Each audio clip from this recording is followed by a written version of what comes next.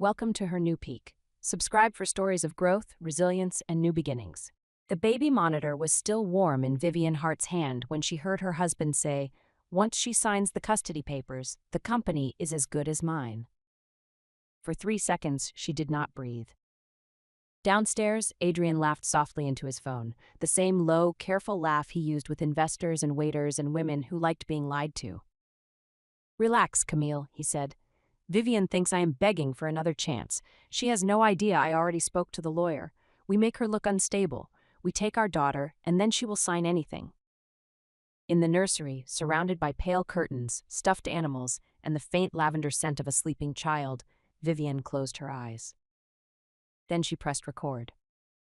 2 hours earlier, she had walked through her own front door carrying a leather work bag, a sleeping toddler, and the kind of exhaustion that did not show on a face trained for boardrooms.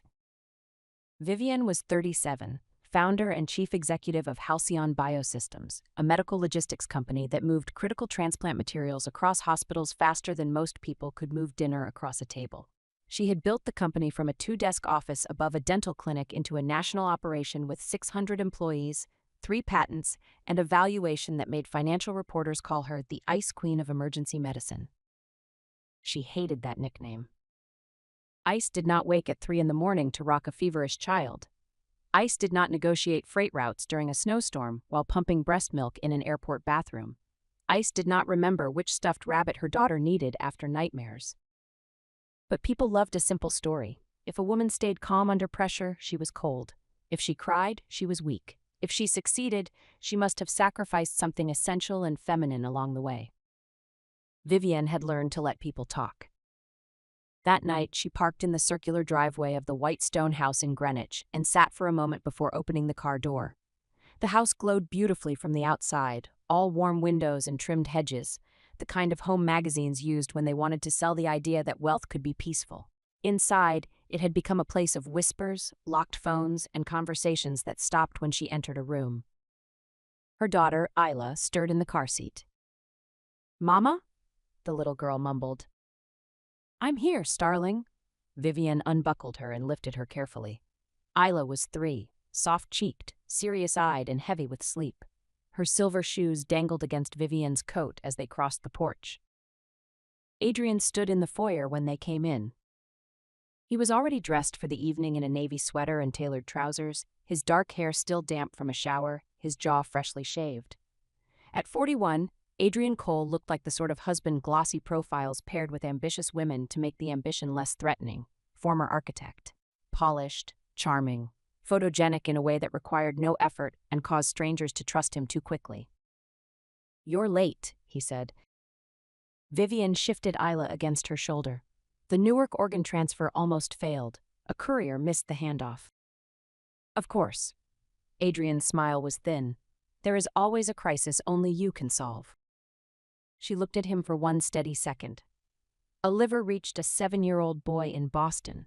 Yes, I considered that worth staying late." His mouth tightened, then softened when Isla lifted her head. "Hey, little moon." He reached for their daughter. Isla turned back into Vivian's neck. The small rejection flashed across his face before he covered it. "She is tired," Vivian said. "She is always tired when you bring her home after bedtime." "It is 7:40. "Her bedtime is 7:30. Vivian did not answer. She had learned that some arguments were not about the 10 minutes being discussed. They were about power, guilt, and who could make whom explain. She carried Isla upstairs. The nursery still looked like the room she had designed when she was pregnant and foolish enough to believe that beauty could protect a family. Cream walls, pale green rug, a mobile of brass stars, books arranged by color on low shelves. The baby monitor sat on the dresser, though Isla was almost too old for it now. Vivian kept it because 3-year-olds had nightmares, and because every working mother she knew kept one unnecessary device plugged in as proof against the accusation that she was not listening. She changed Isla into pajamas, brushed her curls back from her forehead, and tucked the rabbit beside her. "Daddy mad?" Isla whispered. Vivian's hand paused. "Daddy is tired." "Mama tired too." Vivian smiled. It hurt. Mama is fine. Isla, who was 3 and therefore still close to the truth of things, touched Vivian's cheek with one small palm. No. Vivian kissed her fingers. Sleep, starling. By the time she returned downstairs, Adrian had poured himself bourbon in the den. He stood by the fireplace, one hand in his pocket, the other around the glass. A portrait of the 3 of them hung over the mantel, taken for a business magazine profile 6 months earlier. Vivian in a white suit, Adrian beside her with one arm around her waist. Isla between them, laughing at something just outside the frame. In the photograph, Adrian looked proud. In real life, pride had curdled into resentment. We need to talk, he said. Vivian set her bag on the chair, then talk. He glanced at the bag. Can you not bring work into this for 5 minutes? She placed the bag fully on the chair instead of the floor, a tiny rebellion. I am listening. Are you? His laugh was sharp. Because that would be new. There it was again, the line he had been rehearsing for weeks. She had heard versions of it before. You do not see me, you manage me. You are married to Halcyon, not me. Do you even know what normal families do at dinner? Each sentence had arrived wrapped in injury, as if Vivian had personally invented ambition to humiliate him. At first, she had tried to repair it. She had blocked Sunday mornings for family breakfast. Adrian slept late. She had suggested counseling. He said he did not want to be analyzed by a stranger paid to agree with her. She had invited him into company strategy meetings because he complained he was excluded from her world. He sat silent during the meetings and later told her she made everyone afraid to speak. No solution survived contact with the wound under his pride. I know you are unhappy, Vivian said, but you keep making it my crime. His eyes flickered. Because you act like providing money makes you exempt from being a wife. The words were meant to bruise. They did, but not visibly. I provide more than money. You provide systems, schedules, staff, perfect little lists. He stepped closer, bourbon scent cutting through the room. Do you know what it feels like to live inside a company you happen to call a family? Vivian looked at the portrait again. She remembered the morning of the shoot. Isla had spilled applesauce on the white suit. Vivian had laughed, changed the blouse, taken a call with the FDA from the laundry room, and still made it downstairs on time. Adrian had told the reporter, Vivian can handle anything. It sounded different now. If you want a softer life, she said, help soften it. He scoffed. There, that. Always a performance review. Her phone vibrated in her bag. Adrian's eyes snapped to it. Do not, he said. She did not move. I am tired of living in your shadow, he said. I am tired of being treated like the decorative husband who smiles for photographs while you collect awards. Vivian studied his face. His anger was real. So was his self-pity. The combination made people dangerous. Is that what this is about? She asked quietly. The award dinner? His jaw shifted. 3 weeks earlier, at a hospital foundation gala, Vivian had received a Humanitarian Innovation Award. Adrian had stood beside her while donors applauded. After her speech, a woman in a black satin dress had approached him before approaching Vivian. Camille Voss. Vivian had recognized her from a consulting proposal Halcyon had rejected the year before. Brand strategist, twice divorced. Beautiful in a sharpened way, with red hair cut to her jaw and eyes that made attention feel like a private invitation. She had greeted Adrian as if they had already been in the middle of a conversation. You must be the man behind the empire, Camille had said. Adrian had smiled in a way Vivian had not seen in months. Later, he claimed Camille wanted to pitch a media partnership. Then he claimed she needed advice on a property renovation. Then he said Vivian was being paranoid. Vivian did not become chief executive of a company built on time-sensitive chain of custody systems by ignoring inconsistencies. She had noticed the new cologne, the late gym sessions. The phone turned face down. The way Adrian laughed in the garage after saying he needed to move the car.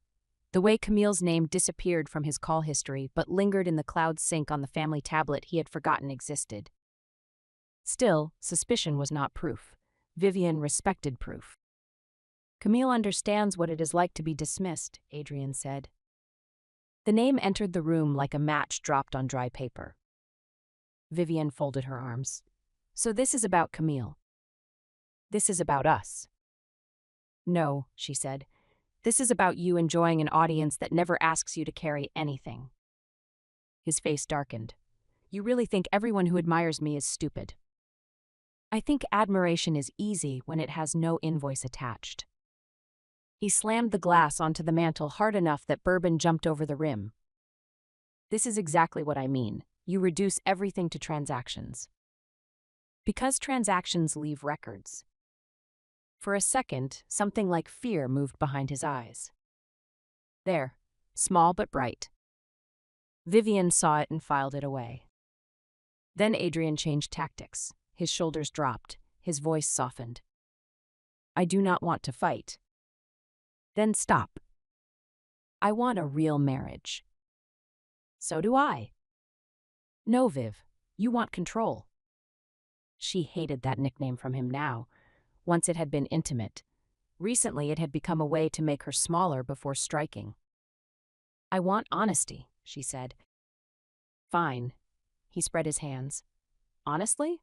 Sometimes I wonder whether Isla would be happier if one parent actually had time for her.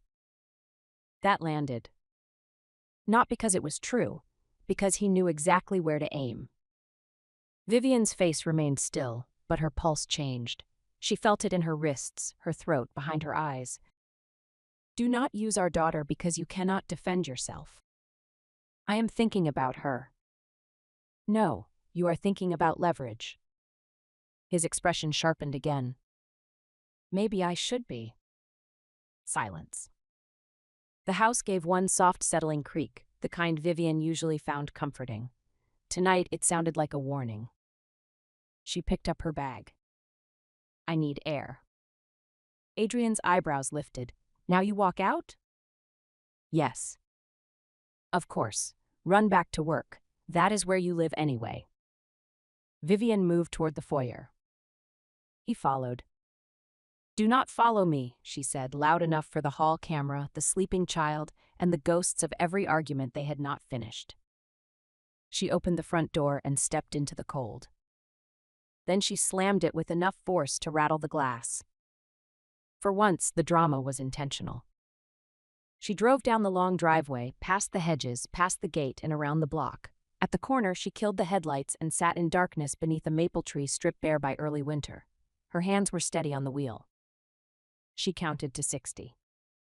Then she opened the garage app on her phone, lifted the side bay door, and returned through the service entrance she knew Adrian never locked because he never used it.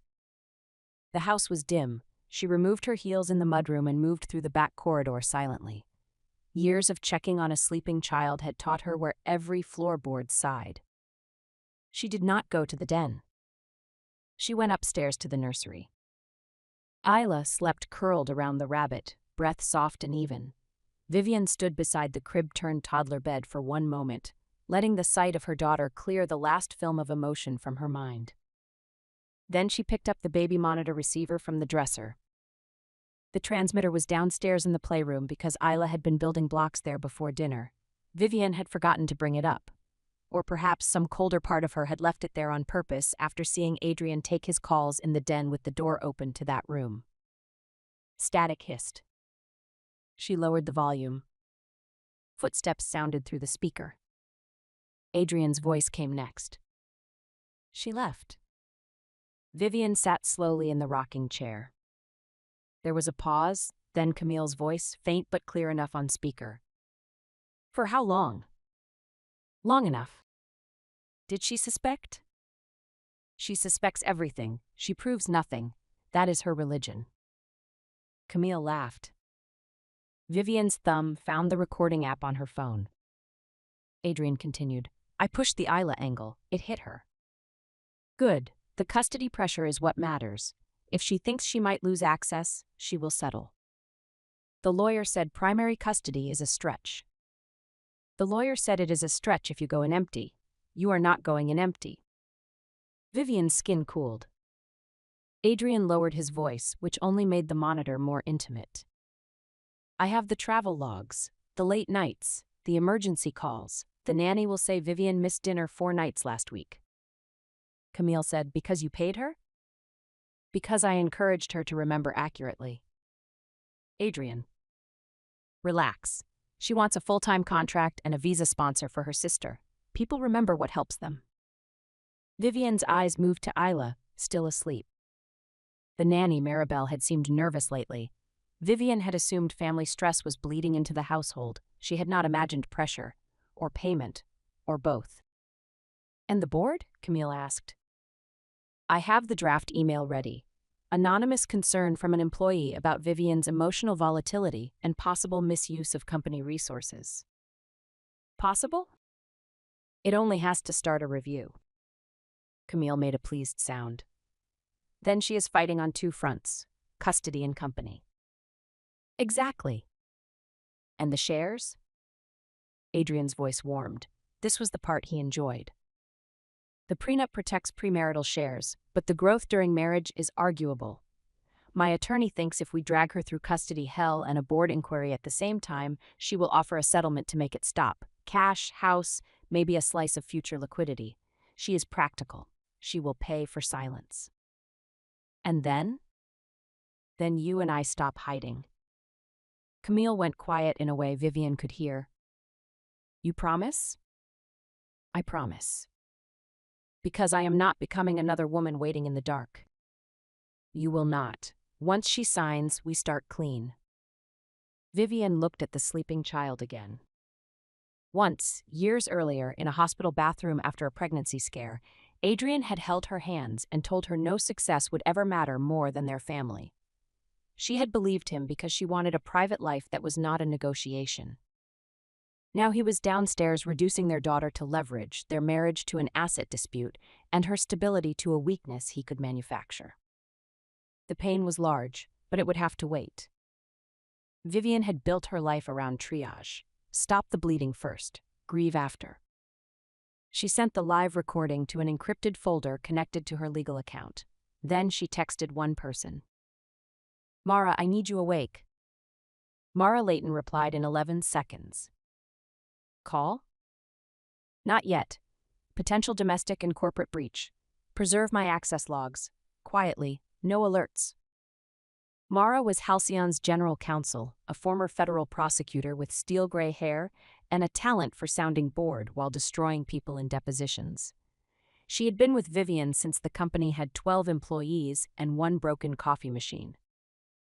The reply came back. Understood. Are you safe? Vivian looked toward the nursery door. For now. She kept recording. Adrian and Camille talked for 21 more minutes. They discussed a hotel in Midtown, a private email account, a media contact Camille knew, the timing of a separation filing, and whether Adrian should take Isla to his mother's house for a few days to force Vivian into negotiation. That was the line that changed everything from betrayal to threat. Vivian rose from the rocking chair. She placed the receiver on the dresser, still recording through her phone. She checked Isla, kissed her forehead, and walked downstairs. Adrian was in the den, back to the doorway, phone in hand. The bourbon glass sat beside him. No, she will come back crying, he said. She always wants things contained. That is her weakness. Is it? Vivian asked. He spun so fast the phone nearly slipped. For 1 second, he looked naked, not physically. Worse, exposed. Then he recovered. Vivian. She stepped into the room. Tell Camille hello. The phone went silent. Adrian ended the call. Vivian watched his thumb move. Too late. His face hardened. You were spying on me? In my house, through my daughter's baby monitor, while you discussed using that daughter to extort me. That is not what you heard. Careful. She took 1 more step. Your next lie needs to survive playback. Color drained from his face. You recorded? Yes. That is illegal. You can tell that to Mara. His mouth twitched at the name. He knew Mara. Everyone with survival instincts knew Mara. This is a marital conversation, he said. No, It was a conspiracy with your mistress involving custody manipulation, employee bribery, corporate defamation, and possible attempted extortion. You always do this. His voice rose. You turn pain into legal language so you do not have to feel anything. Vivian almost laughed. It came out as a breath. You mistook my self-control for absence. That was your first error. And what now? You destroy me? No, Adrian, you did that. I am going to document it. He moved toward her then, not enough to touch, but enough that another woman might have stepped back. Vivienne did not. You think a recording saves you? He said. You are never home. Everyone knows it. You are the brilliant CEO who let staff raise her child. The old wound. Again. This time, it missed the artery. Isla's pediatrician has my number first. Her school has my signature on every form. I have every bedtime story she asks for marked in my calendar. I have never missed a surgery shipment or a fever. Vivian's voice lowered. Do not confuse your resentment with evidence. He stared at her. For the first time that night, he seemed to understand that she was not entering a fight. She was opening a file. Sleep in the guest wing, she said. If you enter Isla's room tonight, I call security and the police in that order. This is my house. Actually, it is held in my premarital trust. You know that. You complained about it for 6 years. His jaw clenched. Tomorrow morning, we speak with counsel. My lawyer will eat this. Your lawyer will ask why you discussed manufacturing evidence on a baby monitor. He said nothing. Vivian turned to leave. His voice followed her, lower now. Camille is not the reason we broke. She stopped at the door. I know. Hope, ugly and selfish, flickered in his expression. Then she finished. You are. She went upstairs and locked the nursery door from the inside. Isla slept through the night. Vivian did not. By dawn, the house had become a command center. Vivian sat on the nursery floor with her laptop balanced on a storage ottoman, wearing yesterday's blouse and a face stripped of softness. Isla slept beside her on a floor cushion, one hand tangled in the rabbit's ear. The baby monitor recording had been backed up in 3 places. Mara had already preserved Adrian's access logs. Halcyon's chief security officer, Nolan Price, had confirmed that Adrian's dormant advisory credentials had been used to access internal folders at 1:13 a.m. 2 nights earlier. Adrian had never needed those folders. He had viewed board minutes, executive compensation files, and an investor communications draft. He had downloaded nothing through the normal system. That would have been too easy. But Nolan found screenshots taken through a remote session on the family desktop, which Adrian had insisted on using for household admin. Household admin apparently included cap tables. At 6:30, Mara called. I listened, she said. Vivian closed her eyes briefly. All of it? Enough to wish I had chosen a career in pottery. Can we move? Already moving. First, personal safety and custody. I have a family law partner, Elise Warren, ready at 8. Second, corporate containment. We suspend Adrian's advisory access and document why. Third, Maribel. We need to know whether she accepted anything. Vivian looked at Isla. Do not frighten her. The nanny or the child? Either. Mara's voice softened by a fraction. Vivian, are you all right? The question touched the place she had not allowed to exist all night. No. Good. Honest answers save time. Vivian almost smiled. At 7, Isla woke and asked for pancakes. So Vivian made pancakes. That was the part no revenge story understood.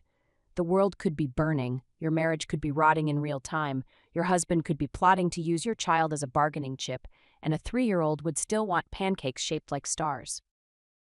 Vivian tied an apron over her blouse and whisked batter while Isla sat on the counter, sleepy curls wild around her face. Daddy sleeping? Isla asked. Daddy is in another room. He mad?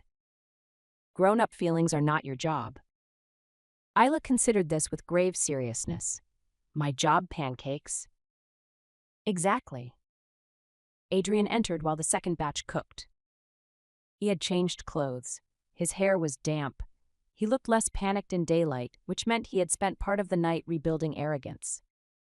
"Morning, Moon," he said to Isla. She waved a sticky hand. He looked at Vivienne. "Can we talk privately?"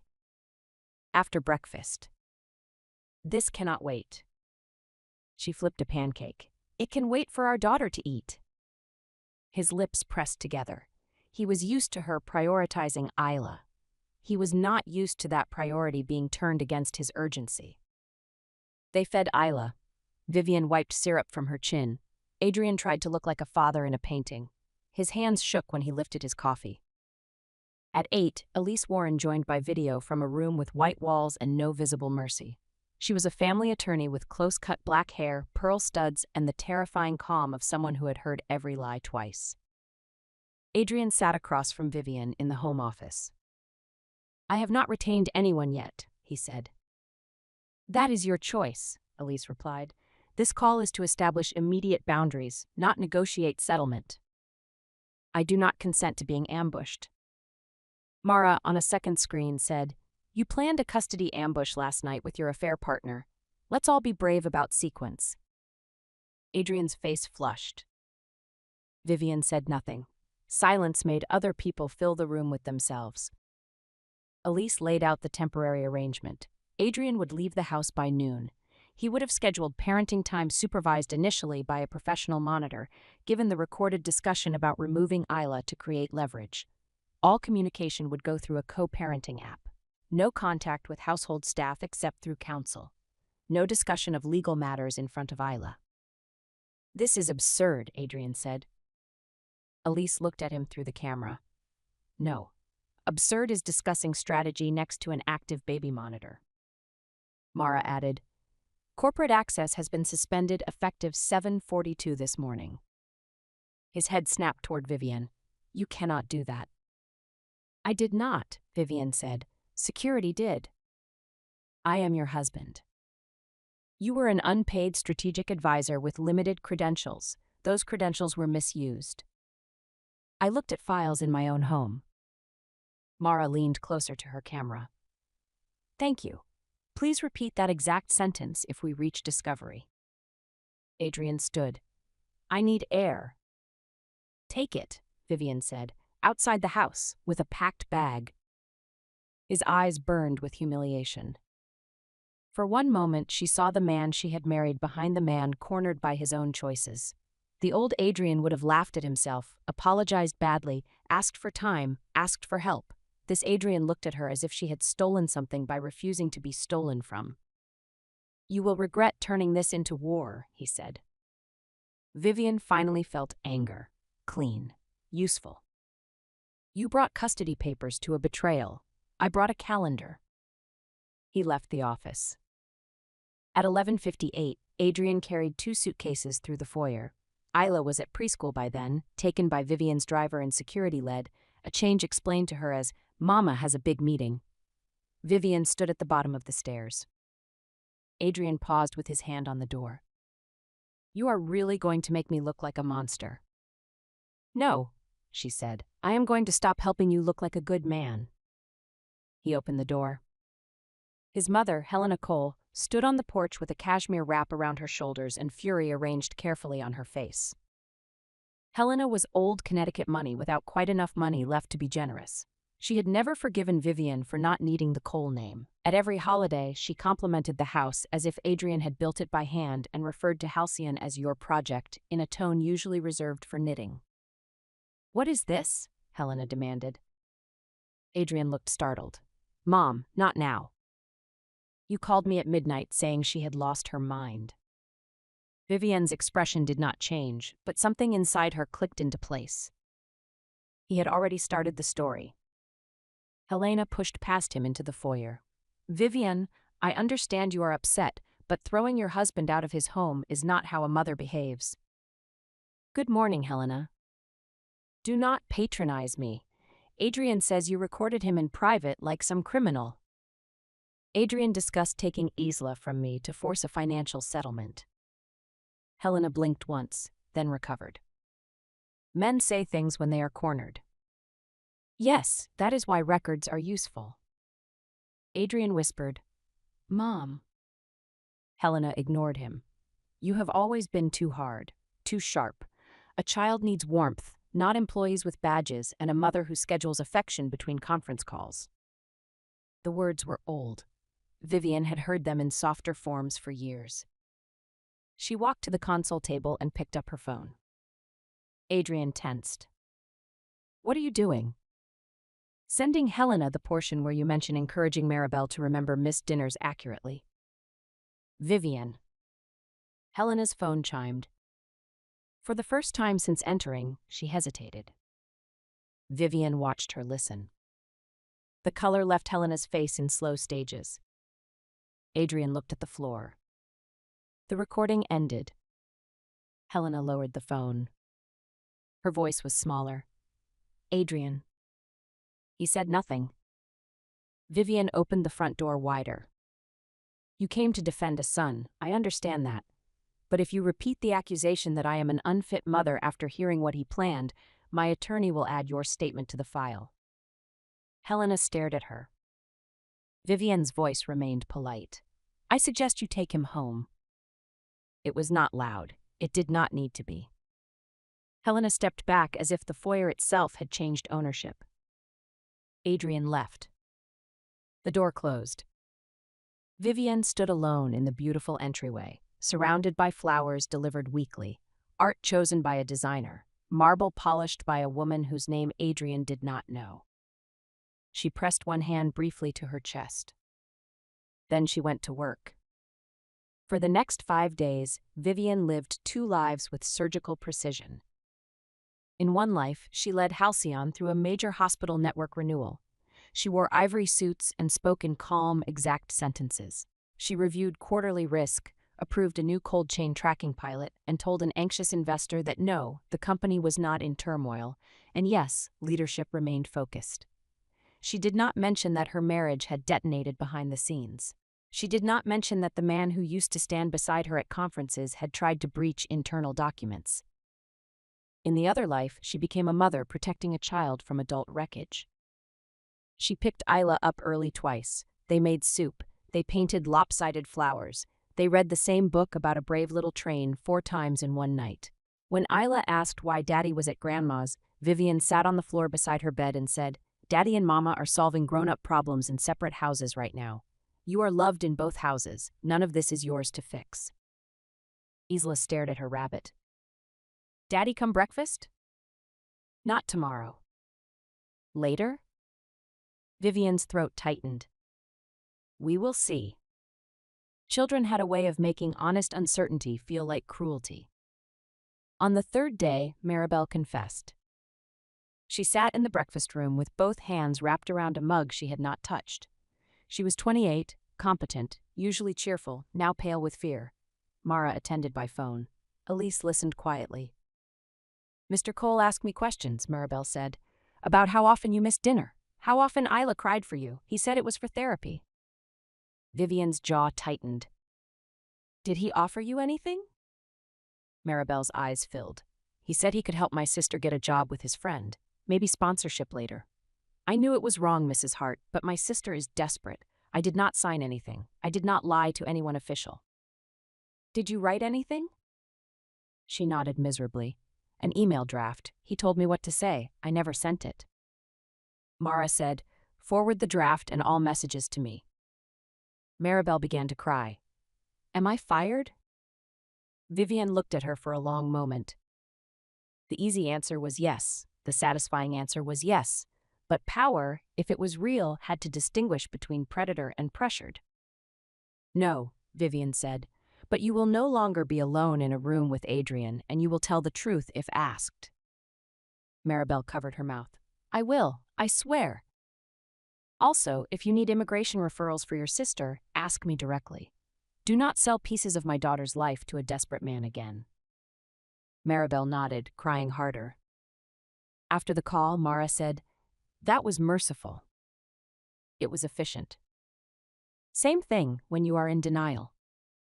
Vivian closed the laptop. On the 6th day, Camille made her mistake. She sent an email to 3 Halcyon board members from an anonymous account claiming concern about Vivian's erratic emotional state, abandonment of maternal responsibilities, and possible misuse of company security resources for personal retaliation. The language was polished but not corporate. Too much perfume on the sentence. Nolan traced the message through a sloppy VPN connection to a co-working space in Manhattan where Camille rented an office. Mara called Vivian with the tone she used when she was trying not to enjoy herself. She sent it. Vivian looked up from a hospital contract. To whom? Eleanor Pike, Stephen Rusk, and Dr. Nadia Bell. Vivian leaned back. Camille had chosen poorly. Eleanor chaired the board and had once fired her own brother from a family company for expense fraud. Stephen cared about governance the way some men cared about baseball. Dr. Bell, a transplant surgeon, had watched Halcyon save enough organs to view a tax on the company as a tax on patients. Schedule a special board briefing, Vivian said. Tomorrow morning, full packet. Do you want Adrian notified? No, I want him comfortable. That evening, Adrian texted through the co-parenting app. I want to see Isla without a monitor. This is humiliating. Vivian replied. You discussed removing her for leverage. Supervision remains. His response came 2 minutes later. You are enjoying this. She looked at the words while Isla sang nonsense lyrics in the bathtub upstairs. No, Vivian typed. I am surviving what you planned. She did not send more. The next morning, she walked into Halcyon's boardroom wearing a black suit, a white silk blouse, and no jewelry except her wedding ring, still on her finger for reasons she had not yet examined. The board members were already seated. Mara stood by the screen. Nolan waited near the door with a folder. The room overlooked the East River, sunlight turning the water silver. Vivian took her place at the head of the table. Thank you for coming on short notice, she said. Eleanor Pike, 70 and formidable, folded her hands. The anonymous email was concerning. It was intended to be. Stephen Rusk adjusted his glasses. Are we dealing with a personal matter that creates company risk? Yes, Vivian said, and I am disclosing it before anyone else defines it for me. She nodded to Mara. The packet opened with facts, not feelings. Dates, access logs, screenshots, email headers, transcript excerpts, custody-related threats, and the attempted use of an employee statement. Vivian did not play the entire baby monitor recording. She played 39 seconds. Adrian's voice filled the boardroom. We make her look unstable. We take our daughter, and then she will sign anything. Nobody moved. When the clip ended, Dr. Bell's face had gone cold. That child is 3, she said. Yes, Vivian replied. Stephen looked at the access logs. Adrian had advisory credentials? Limited, dormant credentials from a prior facilities review. They should have been removed. That is my oversight. Mara said, corrective action is already complete. We also opened an internal review. Eleanor studied Vivian. Were company resources misused by you in response?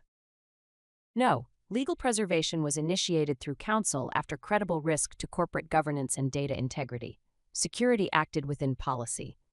I will recuse myself from any board determination regarding Adrian's conduct if needed. Eleanor's mouth twitched. Approval, not amusement. You came prepared. Vivian did not smile. He came for my company after coming for my child. Prepared is the minimum. The board voted unanimously to authorize a formal investigation, notify the company's outside counsel, and issue a cease and desist to Adrian and Camille regarding interference, defamation, and unauthorized use of confidential information. Camille's consulting firm received a separate legal notice by noon. By 3, her largest client had asked for clarification. By 5, she called Adrian screaming loudly enough that Helena heard from the next room. Vivian knew because Helena called Mara's office at 5:22 asking whether this could be handled quietly. Mara told her quiet had been available before extortion. 2 days later, the first mediation session took place in a private conference suite at Elise Warren's firm. Before that mediation could happen, Adrian tried one more route. public sympathy. He had always been good at rooms, not boardrooms, not the rooms where numbers had to survive scrutiny, but softer rooms where tone mattered more than records. Dinner parties, charity receptions, school fundraisers, places where people accepted a lowered voice and wounded eyes as evidence. The annual Little Harbor Preschool Auction was held that Saturday in a converted boathouse strung with white lights. Vivian had planned not to attend, but Isla's class had painted a canvas for the auction, and Isla had talked about it for 2 weeks. So Vivian went in a black wool dress, simple earrings, and a camel coat over one arm. She arrived with Mara, who claimed she was there for moral support, but immediately began judging the silent auction logistics with professional contempt. They put the vacation house package beside the toddler pottery, Mara murmured. This is why civilization fails. Vivian almost smiled.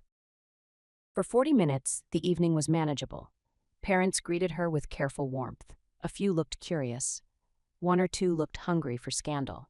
Vivian bid on the class canvas and a basket of children's books.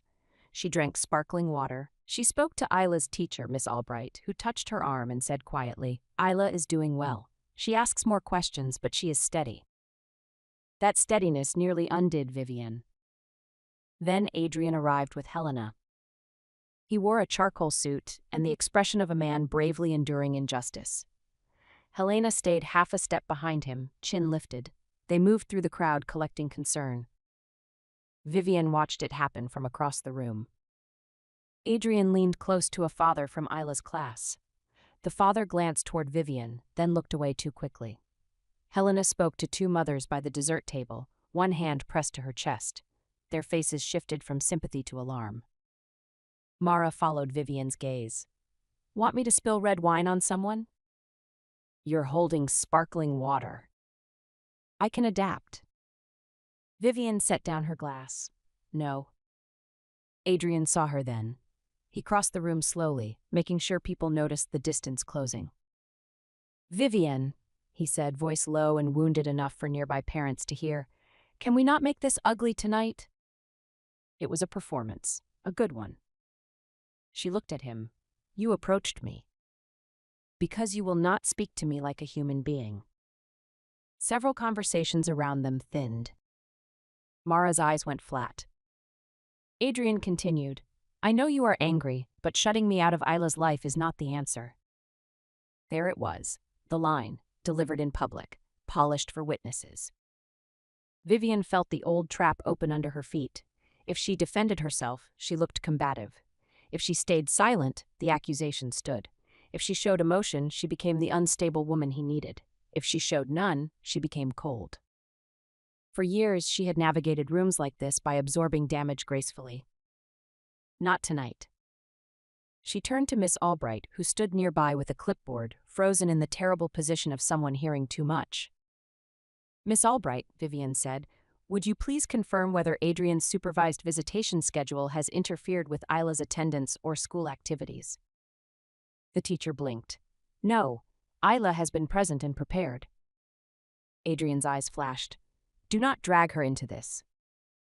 You brought this accusation into her workplace. A few heads turned more openly now. Helena hurried over. This is exactly what we mean. Everything becomes a deposition with you. Vivian faced her. No, Helena. Everything became a deposition when your son planned to use my child as leverage and then came here to imply I was denying him fatherhood. A stunned silence spread in a clean circle. Adrian hissed, Stop! Vivian reached into her clutch, removed a folded letter, and handed it to him. This is from Elise. It reminds you that public misrepresentation of temporary custody orders violates the communication protocol you signed. His face went red. You brought a legal letter to a preschool auction? Helena said.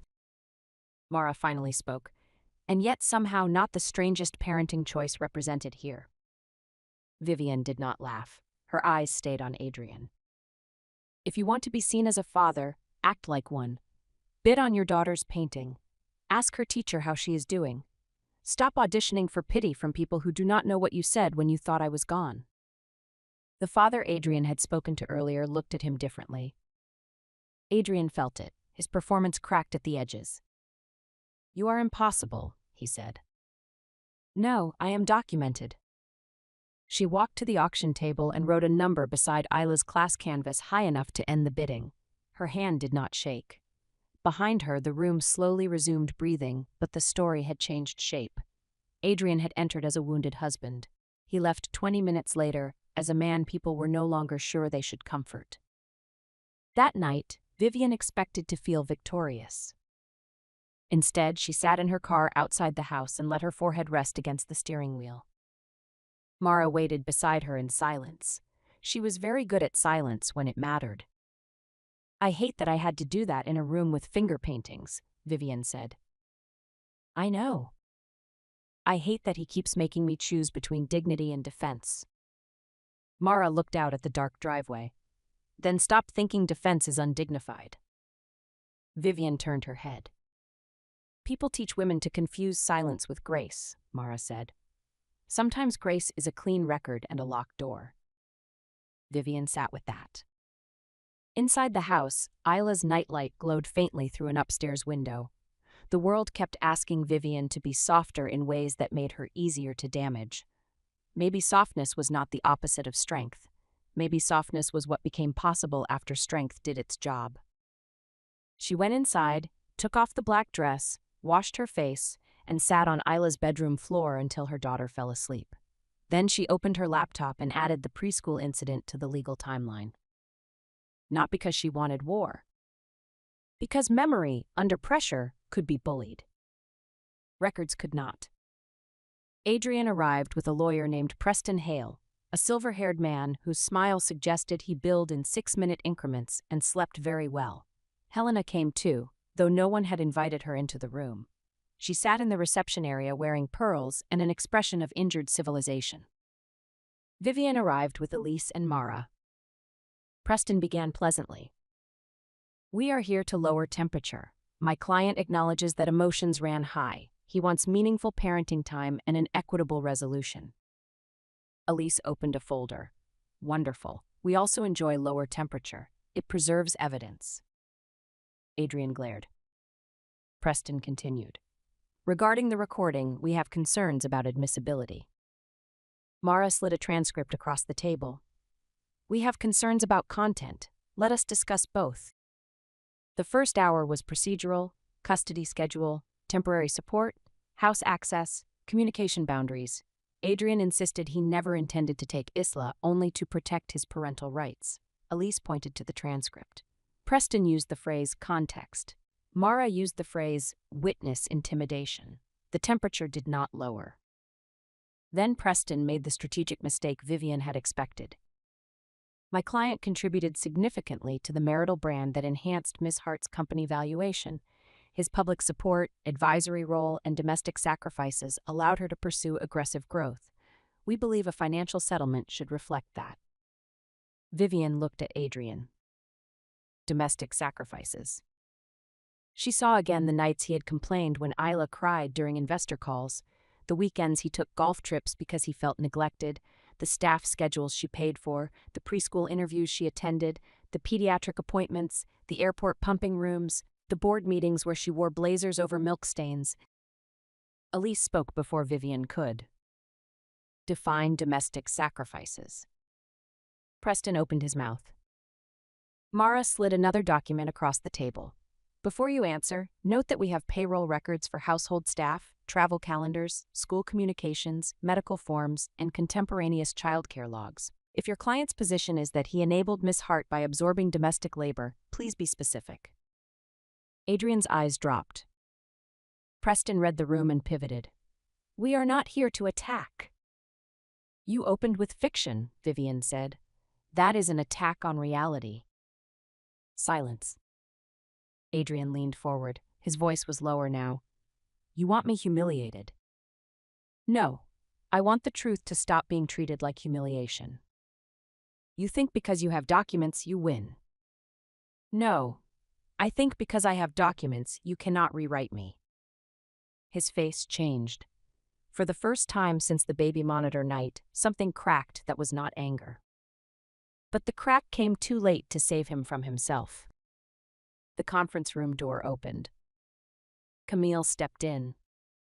Everyone turned. She wore a camel coat over a black dress, red hair immaculate, sunglasses still in one hand. Her eyes landed on Adrian first, then Vivian, then the lawyers. "Sorry," Camille said. "I was told Adrian wanted me here." Preston closed his eyes briefly. Adrian stood halfway. "Camille, what are you doing?" She looked at him. "You said this was the session where we made everything official." The room went very still. Mara's pen stopped moving. Vivian leaned back. Adrian's mouth opened. Nothing useful emerged. Camille's confidence faltered as she registered the silence. "You did tell them, right?" Elise looked at Preston. "Do you need a moment with your client?" Preston looked as if he needed a different client. Camille turned to Vivian, chin lifting. "I am not here to be attacked. Adrian and I are in love. This marriage has been dead for years." Vivian looked at her for the first time not as a rival, but as a woman who had mistaken proximity to betrayal for power. "Then you should know what he offered you." "A life." "With what money?" Camille blinked. Adrian said, "Vivian." She ignored him. "The house is in my trust. The company shares are protected by the prenup and corporate agreements. His advisory role had no equity. The settlement he imagined depended on frightening me enough to pay him for silence." Camille looked at Adrian. "No," he said quickly, "it is more complicated." Mara slid a copy of the relevant documents across the table toward Camille. "It is not." Camille did not pick them up. Her face had begun to change in the way faces change when romance meets math. Vivian continued, calm and merciless. "He promised you a clean start funded by assets he did not own, extracted through pressure he could not legally defend, based on a custody threat involving a child he claimed to love." Camille's lips parted. Adrian stepped toward her. "Camille, listen to me." She stepped back. There it was, the reversal. Not screaming, not thrown water. Just a woman realizing she had been cast not as the great love, but as a tool in a failed negotiation. "You told me she was unstable," Camille whispered. Vivian's expression did not move. He told himself that first. Camille looked at her then, really looked. For a moment, something like shame crossed her face. "I did not know about taking the child," she said. Mara raised an eyebrow. "You are on recording discussing custody pressure." Camille swallowed. "I thought he meant leverage for access." "Not." She stopped. It was too late to arrange innocence. Vivian stood. Everyone looked up. "This session is over. Adrian, your counsel can communicate with mine. Camille, if you contact me, my company, my board, my staff, or my child again, you will experience the full educational value of discovery." Camille's face flushed. Vivian turned to leave. Adrian's voice broke behind her. "Viv." She stopped, but did not turn. "Do not call me that again." In the reception area, Helena rose. "What happened?" Vivian passed her without slowing. Mara, walking beside her, said quietly, "You know, pottery still sounds peaceful." Vivian almost laughed. It startled her, the smallness of it, the proof that some part of her was still alive under the armor. The legal process lasted months. Not because Adrian had a strong case, because wounded pride can spend money long after strategy dies. He challenged the recording, he challenged the trust, he challenged the parenting schedule. He suggested Vivian's work made her unavailable, then failed to name Isla's pediatrician in a custody evaluation. He claimed he had been the emotionally present parent, then could not identify the stuffed rabbit Isla needed to sleep. He said he wanted stability, then moved into a luxury apartment with Camille for exactly 17 days before she left him. Camille, facing legal pressure and professional fallout, provided messages confirming Adrian had planned to use custody threats as financial leverage. She framed her cooperation as moral awakening. Mara framed it as useful. Maribel told the truth. Helena stopped calling Vivian unfit after Elise sent a letter that used the word defamatory 4 times. The divorce became final on a rainy Tuesday in March. Vivian wore gray. Adrian wore the suit from the magazine portrait. They sat on opposite sides of a courtroom that smelled faintly of paper, old wood, and other people's endings. The judge approved the custody agreement: shared legal custody, primary physical custody with Vivian, structured parenting time for Adrian expanding only after therapy and compliance. The financial settlement followed the prenup. Adrian received what was fair, not what he had imagined, not what Camille had expected, not what Helena had implied he deserved for enduring a successful wife. Fair. He looked hollow when it was done. Outside the courtroom, he approached Vivian alone. "I did love you," he said. The sentence might have ruined her months earlier. Now it landed as one fact among many, neither enough nor irrelevant. "I know. I lost myself." "No," she said. "You revealed yourself under pressure." He flinched. She was not trying to wound him. That made it sharper. "Can I ever make this right?" Vivian looked through the courthouse windows at rain sliding down the glass.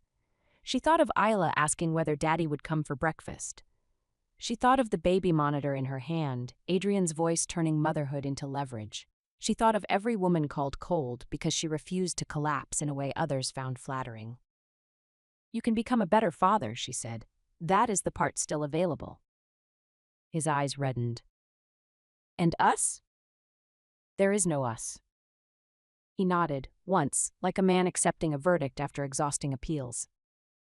Vivian left before he could ask for comfort. That afternoon, she picked Isla up from preschool herself. The rain had stopped.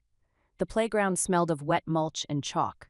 Isla ran toward her in a yellow raincoat, curls bouncing, rabbit backpack slapping against her shoulders. "Mama!" Vivian crouched just in time to catch her. Small arms wrapped around her neck. Warm breath pressed against her cheek. The force of it nearly broke her.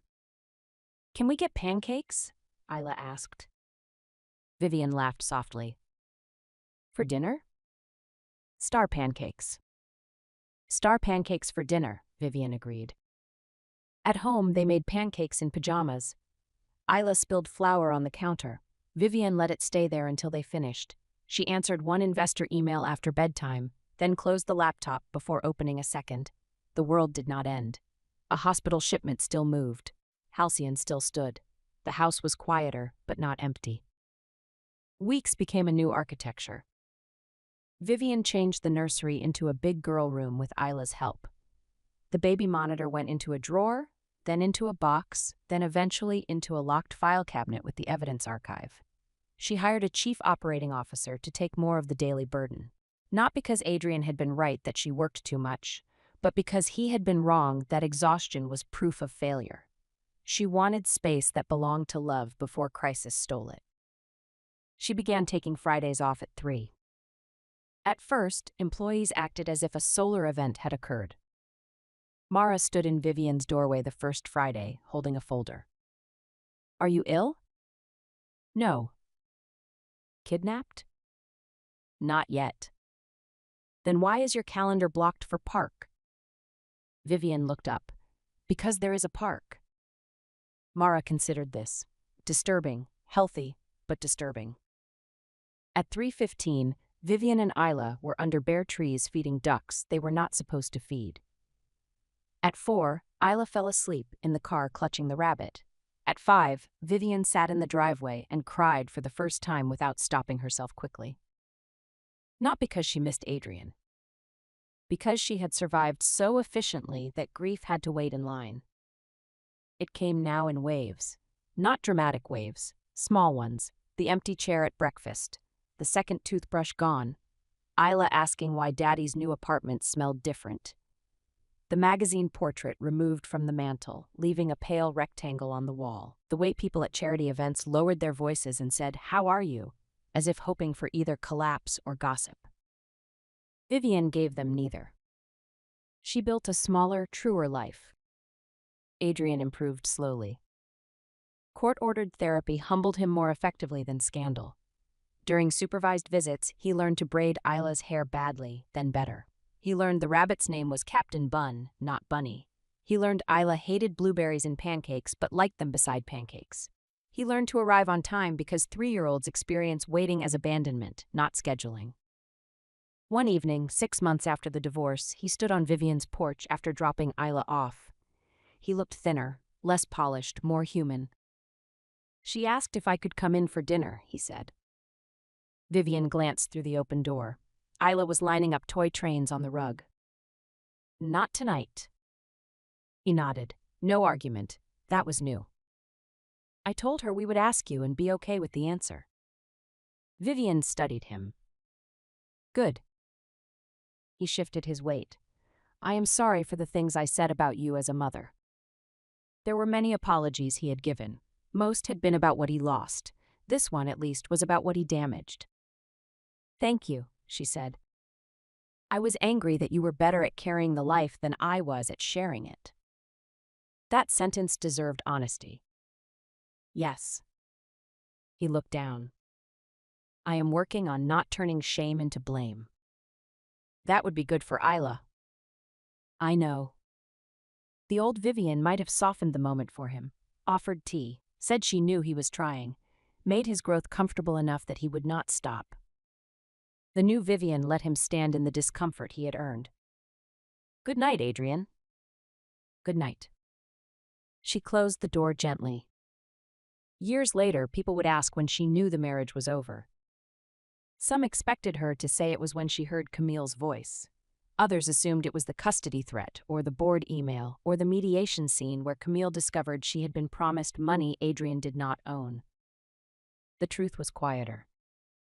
The marriage ended in the moment Vivian realized Adrian could look at her love, her labor, her competence, her motherhood, and decide all of it was useful only if it served him. Betrayal was not merely that he wanted another woman. It was that he was willing to make Vivian smaller on paper so he could feel larger in life. That was the wound. The rest was logistics. One autumn evening, nearly 2 years after the baby monitor night, Vivian stood on a stage at a women's leadership summit in Boston. She had just finished speaking about crisis systems in healthcare when the moderator asked an unscripted question. "You have led through corporate risk, public scrutiny, and personal upheaval. What did that period teach you about power?" The room quieted. Vivian looked out at hundreds of faces: founders, doctors, lawyers, students, women in suits, women in sweaters, women taking notes as if the right sentence could save them time.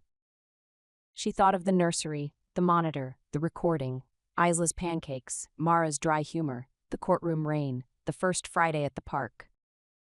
"Power," she said, "is not the ability to avoid betrayal. It is the ability to remain loyal to yourself when betrayal asks you to negotiate your own worth." No one moved. "For a long time, I believed strength meant holding everything together so perfectly that no one could accuse me of failing. Then I learned that some people will accuse you anyway because your strength interrupts the story they need about themselves." She paused. "So now I define power differently. Power is evidence, boundaries, money you understand, friends who tell you the truth, lawyers who answer at midnight, a child who knows her feelings are not her job to fix, a calendar with room for joy, and the courage to let a beautiful house become quiet if quiet is the price of peace." The applause began slowly, then rose. Vivian did not cry on stage. She did not need to. That night, she returned to the hotel suite where Isla, now 5, was asleep in the second bed with Captain Bun tucked under her chin. The city lights glowed beyond the glass. Vivian removed her heels, loosened her hair, and sat beside her daughter. On the nightstand, her phone buzzed with a message from Adrian. "Isla's recital time is 10 Saturday, right? I bought the blue flowers she likes. Please tell her I am excited." Vivian replied, "Yes, she will be happy." Then she set the phone down. No anger rose, no longing either, only a clean, distant tenderness for the part of their life that had produced the sleeping child in front of her. Vivian brushed a curl from Isla's cheek. "Mama?" Isla murmured. "I'm here." "You working?" Vivian looked at the laptop closed on the desk. "No." Isla smiled without opening her eyes. "Good." Vivian lay down beside her and listened to the soft, even breathing that had once been the reason for buying a baby monitor. That little machine had been meant to alert her when her child needed her. In the end, it had alerted her when she needed herself. Some women are called cold because they stop burning themselves to keep others warm. Some are called selfish because they finally protect what everyone else has been using. Some are told that being strong makes them difficult to love, when the truth is that strength only makes weak love easier to expose. Vivian did not become fearless after that night. She became exact. She learned which doors needed locks, which records needed copies, which apologies needed time, and which versions of herself had been built only to survive rooms she no longer intended to enter. And every Friday at 3, unless a literal human organ was in transit and no one else could solve it, she left work. She picked up Isla. They got pancakes, or went to the park, or bought too many stickers from the bookstore near the train station. Sometimes Isla talked the entire ride home. Sometimes she slept. Sometimes Vivian answered no messages until morning. The company continued. The world continued. Peace, she discovered, was not the reward for having no crisis. Peace was the discipline of refusing to become one. It was also the discipline of teaching her daughter a quieter lesson. Not that love always lasts, not that families never break, but that a woman can be loving without being usable, forgiving without being foolish, and successful without apologizing for the space she occupies. Ela would grow up knowing that tenderness did not require surrender. That was worth every hard door Vivian had closed. If this story made you think about boundaries, betrayal, or the quiet strength it takes to choose yourself, subscribe for more emotional stories about turning pain into power.